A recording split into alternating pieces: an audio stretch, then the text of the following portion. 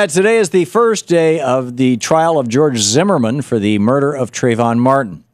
And this following a week or so of George Zimmerman's lawyer dumping in, apparently his law team, dumping into the media a bunch of information that, in my opinion, was designed to pollute the jury pool. Let's check in with Debbie Hines, trial lawyer, former prosecutor, and a legal political commentator over at LegalSpeaks.com, her website. And Debbie, welcome back to the program. Thank you, Tom. Great to have you with us. So what's happening, actually, even before we get to what's happening today, what's the status of all, of this dump on Trayvon dump that, went on over the last week or so that I believe you and I talked about the last time we talked? Right. Yeah, we did. I mean, all the defense, instead of the defense mounting what they said they were going to mount, which was a defense on stand your ground and self-defense, what they're doing is they're looking like they're trying to try Trayvon Martin, the victim. They're basically saying he deserved it because he was not a good guy. Exactly.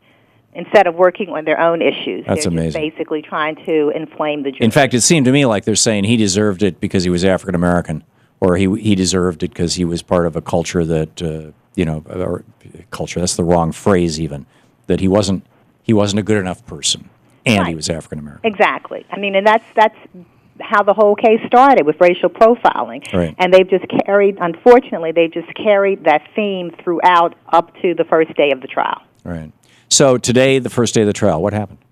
Well, it's going to be a long haul before anything interesting happens with respect to the media, because they have a jury pool of 500 persons, which is, to put it in perspective, that's actually 10 times the average number of jurors that are called in on a second-degree murder case. 500? 500. So they had to get to a jury of 12, right, for a capital case? They have to get, in Florida law, it's a jury of 6 under this case. Normally it is 12, yes. Oh, okay. But so it's Florida, because this is not, he's not being tried for first-degree murder. He's being tried for second-degree. He's being tried for second-degree murder, and it's just under the Florida statute. It's 6. It's right. 12 in other places. I see. So, and they're trying to get 6 plus 4. I think she was going to go with 4 alternates. So what it really means that they have to try to get, and they may not have to talk to all 500 people, but what they need to get is somewhere around 30, a little over 30, what we call qualified jurors, that they, qualified prospective jurors, because each side has anywhere from 6 to 10 strikes that they can use for any reason. Now, isn't there also a fairly large filter? I know, for example, I was called up for jury duty when I was in Portland once, and I sent them back a note saying, I'd be pleased to serve on a jury if I'm only off a day or two, but if not, can you please move me back to the summer, because we were in ratings period, and I just can't take that time off the radio. This is my job, and and they were very nice. They said, no, this trial will probably last at least a week, and we'll reschedule you for the summer.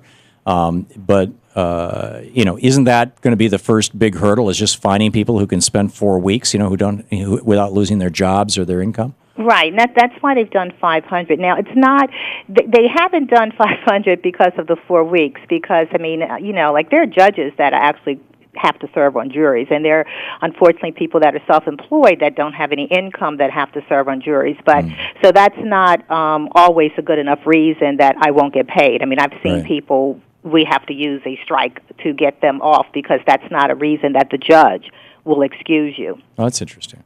Maybe in Oregon they just give you one chance to use that card. They were just nice. I guess. So actually, there was on the form. In fact, there was a place where you could request, up to a 6-month delay. I think it was, and that's what I requested. Right, you can do that. You can do that in this area too. You can request that I can't sit at this time, but I'm okay with coming back and being called back. Right, which is what I said. So, but in any case, so what are the criteria? What are the challenges that both the defense and the prosecution have right now in this jury selection process? Well, what's really going to happen is what happens in all jury cases. They have in this case, because it's a large case and it's a well-known case, they have a jury questionnaire. I'm not sure how many questions, but each side plus a judge were able to have an input on what questions the jurors would have to fill out. And it'll have all the normal questions that kind of sort of wean out people that are pro-prosecution or pro-defense or pro-police or hate police or whatever. And then the jurors will be what we call individually voir dire. They'll be individually questioned on their answers in detail to see if their answers in writing really match up to their answers as they're speaking to the judge and to the attorneys, to actually see if they can. And there are going to be many, many, many jurors that are just going to be challenged for cause because of the reasons that you've said. They can't sit, they don't want to sit, they're really for the defendant, they're really for, the victim, they are not changing their mind, they don't care what the judge says. So that's the process. Right.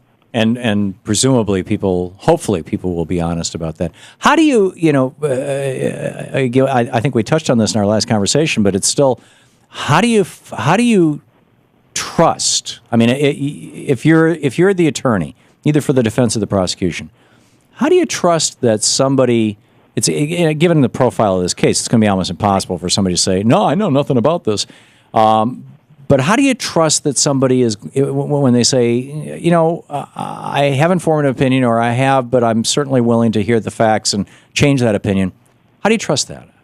Well, there are a lot of questions that go into it, so you're kind of filtering that way. You're getting an opinion of people who are, have family members that are police officers, and they might be more inclined to go with the police. I mean, it's not that question in a vacuum.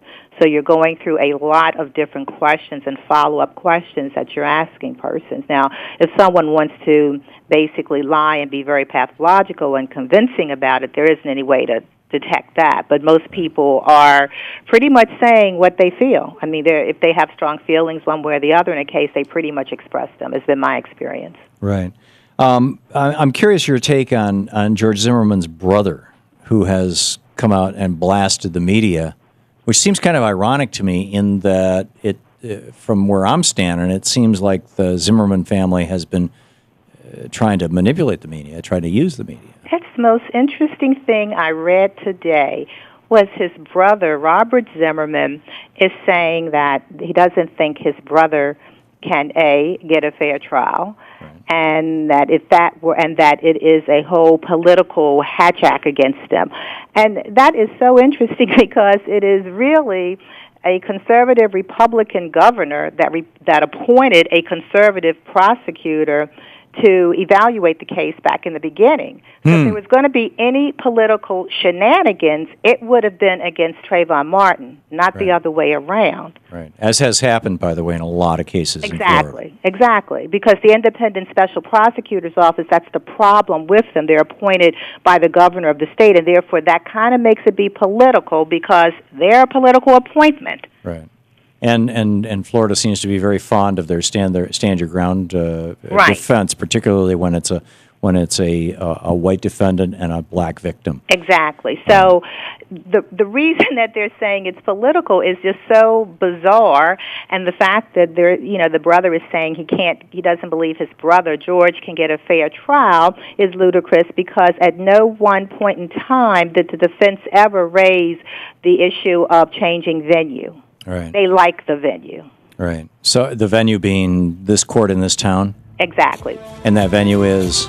It's in Sanford, Florida. I'm not sure what the county is off the top of my head right now, but it is in Sanford, Florida, and that's where everything happens. Right. Okay, great. Debbie Hines, trial lawyer, former prosecutor, and legal political commentator, writes over at LegalSpeaks.com. Debbie, thanks for dropping by. Thank you, Tom. Good talking to you. Always nice talking. Bye-bye. We will be back.